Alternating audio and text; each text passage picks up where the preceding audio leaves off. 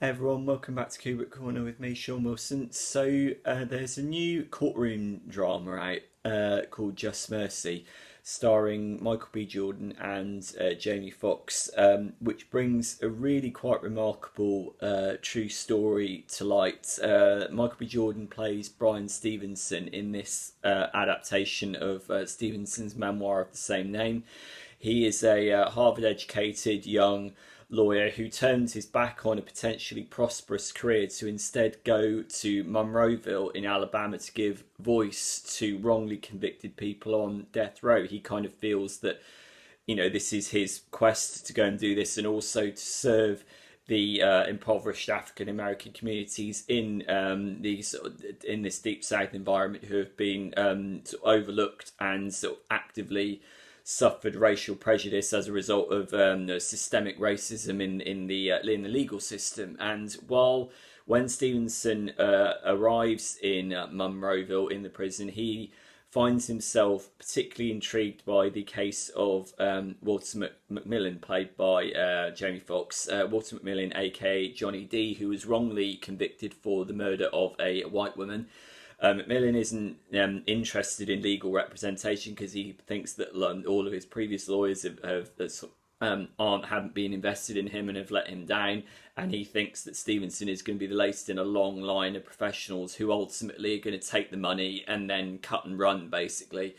But Stevenson is very interested in the case, and as he digs into it, what he discovers is an astonishing miscarriage of justice, all of which centres around the very flimsy evidence that led to a conviction. And basically what you get at the centre of the movie is this slowly burgeoning sense of trust between these two men, one on outside the walls of the prison, the other one on the inside.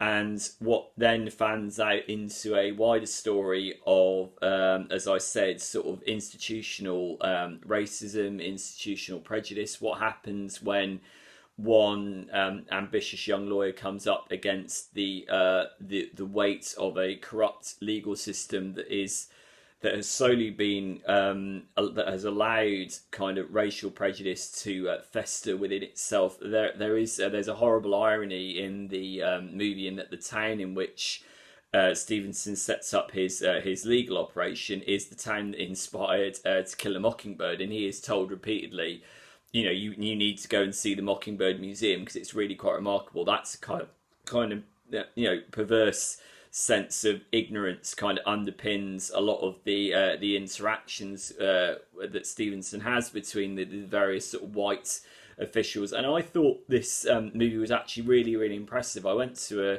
Q&A with Jordan, Fox and Stevenson himself, and when Stevenson walked in, perhaps unsurprisingly, he got a standing ovation. And it's not hard to see why, because this is a story of real selfless nobility and heroism. And it does sound, probably the way I've just described the plot, it probably does sound like the most kind of like worthy, kind of staid, stoic drama. And it is true that the movie, directed by Destin Daniel Cretton, who did Short Term 12, it does have, there are lots of like sort of placid, locked off shots of the camera. There isn't really a sense of urgency in the camera where everything is kind of understated and very slick. And I suppose maybe a criticism that could be made of the movie is that it perhaps doesn't have a lot of urgency either in its treatment of the story or indeed in its visual style. One can sense that maybe a slightly more raw, kind of immediate, maybe slightly handheld treatment of the drama might invest more anger and an impassioned sense of justice in it. But I think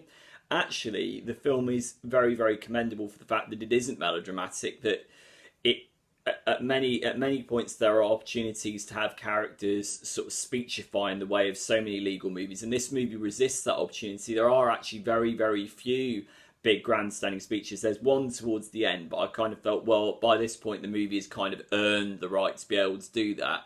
But I think it's smartly done. I mean, there is a character played by Brie Larson who's playing a real person who is basically like the advisor, the assistant to Jordan's character.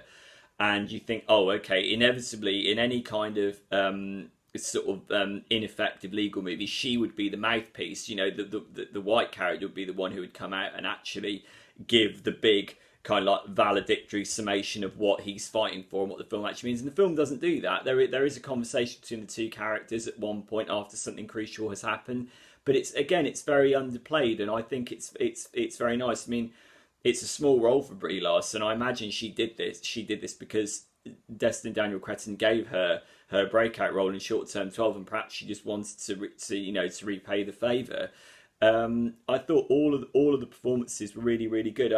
With Michael B. Jordan, it's an interesting case. I mean, this is the kind of role that I could maybe imagine Denzel Washington having done sort of 30 years earlier as a younger man, and he has got that sense of real dignity about him, as does Jamie Foxx. I think also that the supporting cast are just as important, and I think this also, the supporting cast show how in many instances, not necessarily all of them, but in many instances the movie is trying to work around easy stereotyping and sort of glib appropriation of the truth. There is a character played by Tim Blake Nelson who is the white man who basically got Walter Macmillan sent down, and as soon as he turns up, you think, okay, I know that this character that played by Tim Blake Nelson is real, but I'm imagining that what the filmmakers are going to do here is they're going to sensationalise, they're going to turn this character into the bad guy against whom the audience needs to hate.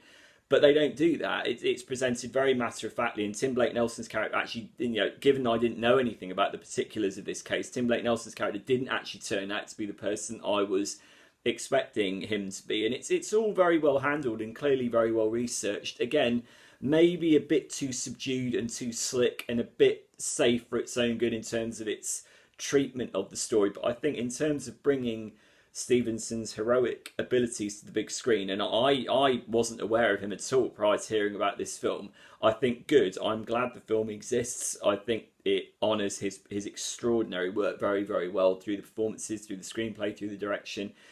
And I think anyone going in expecting a kind of grandstanding legal drama, don't avoid it on those terms, because it really isn't that. The movie is more intelligently handled than one might imagine. I mean, you think of something like the nonsense of the Robert Downey Jr. movie, The Judge, in which his own father is on trial, and yet he is allowed to go up and cross-examine his own father, who's on, and that just didn't make any kind of sense whatsoever. There's none of that nonsense in here. I mean, again, it helps that this Just Mercy is based on a true story, but as we all know with these things, just because something is based on a true story doesn't always mean the filmmakers avoid sensationalism.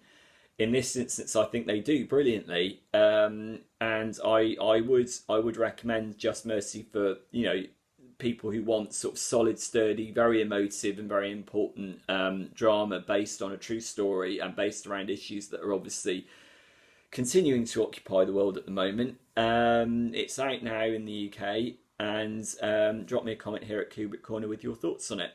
And I'll see you soon. Bye.